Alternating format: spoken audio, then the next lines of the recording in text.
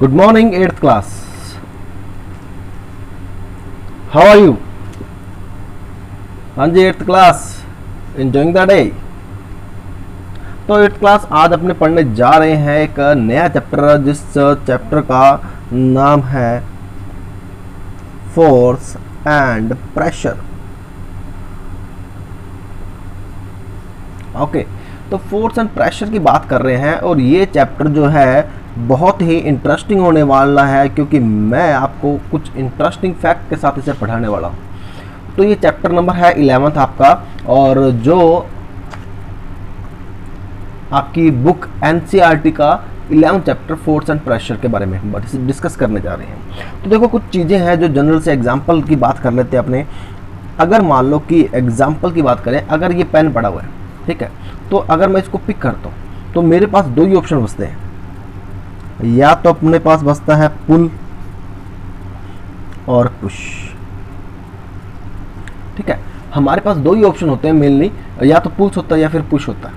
किसी चीज को या तो आप पुल करोगे या पुश करोगे. जैसे एग्जांपल के लिए, अगर आपने घर का गेट जो है, ओके, वो जब खोल रहे हो, ठीक है, अब इसमें देखो दो सिचुएशन है, मैं बता रहा हूँ आपको भी. अगर आप घर के इनसाइड में हो, इनसाइड, और आप जा रहे हो कहाँ पे, आउटसाइड में, यानी घर के बाहर जा रहे हो, तो हर गेट को आपको पुल करना पड़ेगा.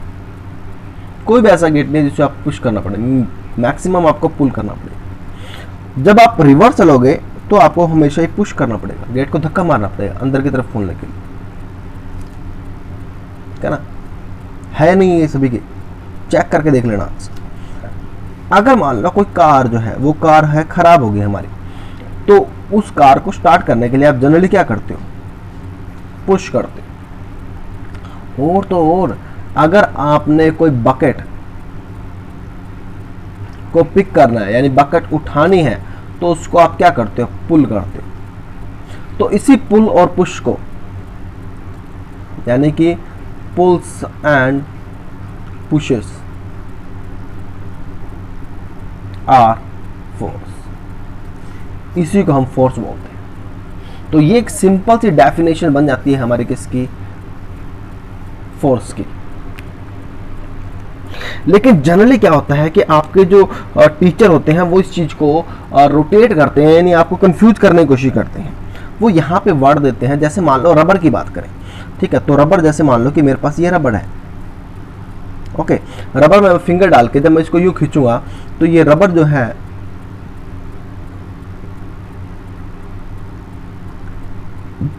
ऐसे हो जाएगा, साइज में बड़ा होगा.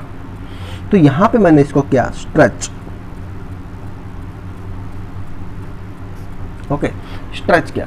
तो जो स्ट्रेचिंग है, या अगर मान लो मेरे पास में दो थ्रेड है, ये दो थ्रेड ले लिया मैंने. अब मैंने इन थ्रेड को यूं करना स्टार्ट किया, लपेटना स्टार्ट किया, तो थ्रेड अब क्या हो गए, ऐसे होने लगे. यहां पे जो थ्रेड था वो मैंने क्या किया, ट्विस्ट किया, तो ट्विस्टिंग वर्ड आ गया मेरे पास. तो स्ट्रेचिंग, ट्विस्टिंग भी अपने आप में क्या होते हैं, फोर्स होते हैं. सिंपल डेफिनेशन जो देखें वो है pulls and push are called force. लेकिन जो स्ट्रेचिंग है, जो ट्विस्टिंग है, वो भी अपने आप में क्या है, फोर्स ही है. तो आई बात समझ में, वेरी गुड. अब देखो हम बात करते हैं एक नई बात, ठीक है ना. अब मान लो ये मेरे पास में एक बिल्डिंग ब्लॉक है, यानी एक पत्थर, एक टुकड़ा है, कोई मतलब मेज पड़ी हुई है यहाँ पे, और ये किसी ग्राउंड के ऊपर रखी है. अब एक बंदा है, ये नो डाउट ये बंदा मैंने कुछ ज़्यादा सुंदर नहीं बनाया, ये इसको धक्का मार रहा है और ये इस साइड में मूव कर रहा है. तो ये डब्बा मूव करता करता कहाँ आ गया, इस जगह पहुंच गया, ठीक है ना. तो देखो जब इसने पुश किया इस साइड में, तो ये इधर मुड़ गया, ठीक है. तो जिस साइड में उसने पुश किया, उस डायरेक्शन को हम बोलते हैं डायरेक्शन ऑफ द फोर्स. यानी कि अगर मैं बात रखूं यहाँ पे, डायरेक्शन ऑफ फोर्स की बात करता हूं मैं इस जगह पे, तो वो क्या रहेगी, यानी यहां पे एक नया वर्ड आ गया मेरे पास में, डायरेक्शन ऑफ फोर्स. ठीक है ना, ये एक नई डेफिनेशन है. अब इस डेफिनेशन को अगर मैं डिफाइन करूं, the direction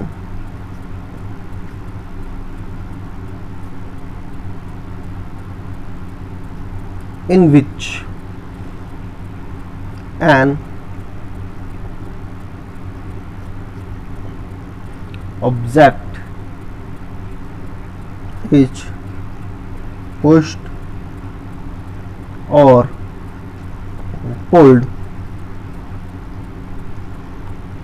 is called the direction of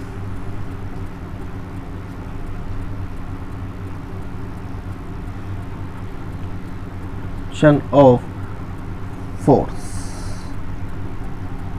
तो समझ आई, जिस डायरेक्शन में आप उसको पुश करते हो या पुल करते हो उस चीज को बोलते हो डायरेक्शन ऑफ फोर्स। ठीक है, अब अपने एक नया एग्जांपल और लिख लेते हैं। ठीक है भाई, मान के चलो ये मेरे पास नॉर्थ साइड है, ये साउथ साइड है, ये मेरे पास में ईस्ट है और ये साइड में मेरे वेस्ट है। अब एक बिल्डिंग ब्लॉक यानी कि एक टुकड़ा यूं रखा हुआ है किसी मेज का या टेबल का, लकड़ी का। अब उस टुकड़े को नीचे से पुश कर रहे हैं, कहाँ पे, ऊपर की ओर, ऐसे। अब मुझे ये आंसर दो कि ये जो बिल्डिंग ब्लॉक है वो किस साइड में जाएगा। आपका आंसर जो है वो कमेंट बॉक्स में मुझे मिल जाना चाहिए। तो ये आपके लिए क्वेश्चन था।